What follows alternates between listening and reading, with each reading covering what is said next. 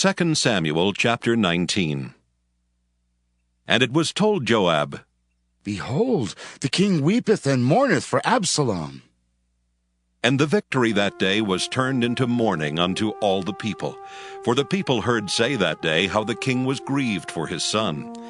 And the people gat them by stealth that day into the city, as people being ashamed steal away when they flee in battle. But the king covered his face, and the king cried with a loud voice, Oh, my son Absalom! Oh, Absalom, my son, my son! And Joab came into the house to the king and said, Thou hast shamed this day the faces of all thy servants, which this day hast saved thy life, and the lives of thy sons and of thy daughters, and the lives of thy wives, and the lives of thy concubines, in that thou lovest thine enemies, and hatest thy friends. For thou hast declared this day that thou regardest neither princes nor servants. For this day I perceive that if Absalom had lived, and all we had died this day, then it had pleased thee well. Now therefore arise, go forth, and speak comfortably unto thy servants. For I swear by the Lord, if thou go not forth, there will not tarry one with thee this night. And that will be worse unto thee than all the evil that befell thee from thy youth until now. Then the king arose and sat in the gate, and they told unto all the people, saying, Behold, the king doth sit in the gate. And all the people came before the king, for Israel had fled every man to his tent. And all the people were at strife throughout all the tribes of Israel, saying, The king saved us out of the hand of our enemies, and he delivered us out of the hand of the Philistines. And now he is fled out of the land for Absalom. And Absalom, whom we anointed over us, is dead in battle. Now therefore, why speak ye not a word of bringing the king back? And King David sent to Zadok and to Abiathar the priest, saying, Speak unto the elders of Judah, saying, Why are ye the last to bring the king back to his house? Seeing the speech of all Israel is come to the king, even to his house. Ye are my brethren, ye are my bones and my flesh.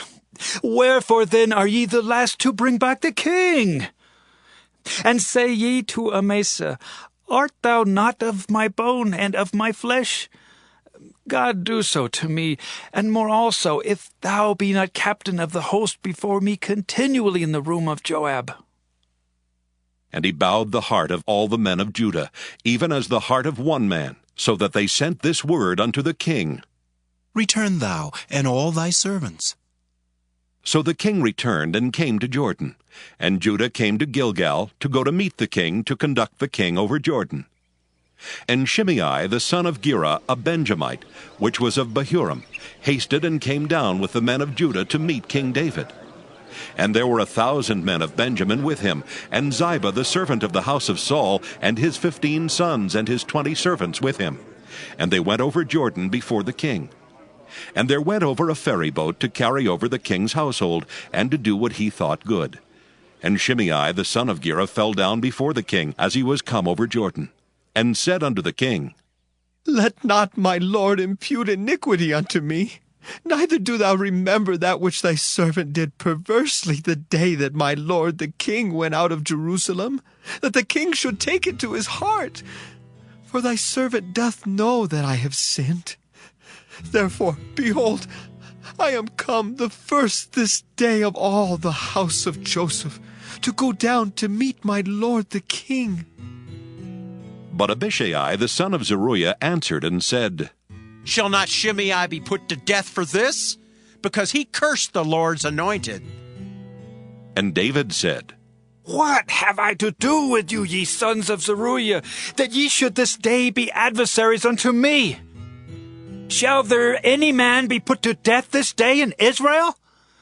For do not I know that I am this day king over Israel? Therefore the king said unto Shimei, Thou shalt not die. And the king sware unto him. And Mephibosheth, the son of Saul, came down to meet the king, and had neither dressed his feet, nor trimmed his beard, nor washed his clothes, from the day the king departed until the day he came again in peace. And it came to pass, when he was come to Jerusalem to meet the king, that the king said unto him, Wherefore wentest not thou with me, Mephibosheth? And he answered, My lord, O king, my servant deceived me. For thy servant said, I will saddle me an ass, that I may ride thereon, and go to the king, because thy servant is lame. And he hath slandered thy servant unto my lord the king. But my lord the king is as an angel of God. Do therefore what is good in thine eyes. For all of my father's house were but dead men before my lord the king. Yet didst thou set thy servant among them that did eat at thine own table. What right therefore have I yet to cry any more unto the king? And the king said unto him, Why speakest thou any more of thy matters?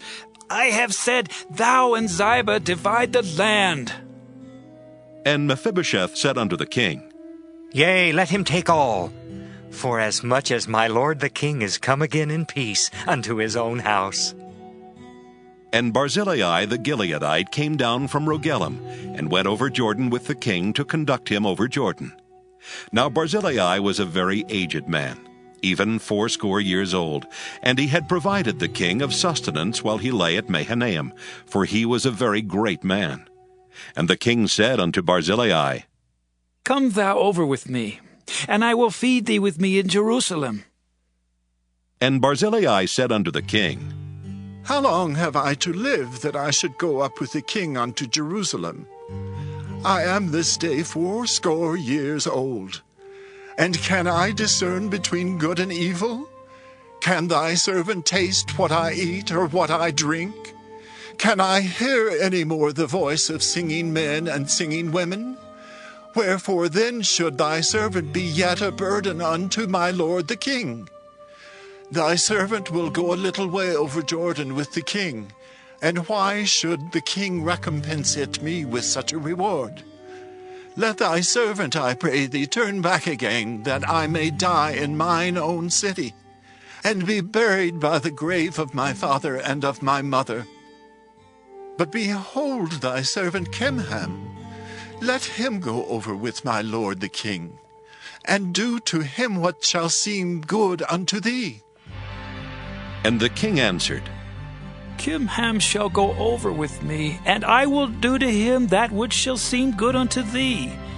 And whatsoever thou shalt require of me, that will I do for thee. And all the people went over Jordan. And when the king was come over, the king kissed Barzillai and blessed him, and he returned unto his own place. Then the king went on to Gilgal, and Kimham went on with him.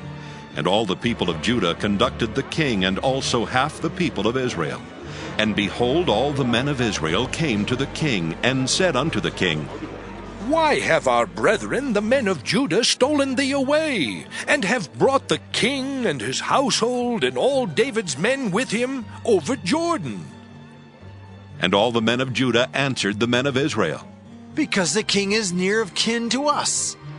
Wherefore then be ye angry for this matter? Have we eaten at all of the king's cost, or hath he given us any gift?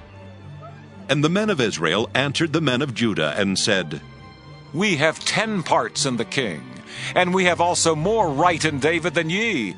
Why then did ye despise us, that our advice should not be first had in bringing back our king? And the words of the men of Judah were fiercer than the words of the men of Israel.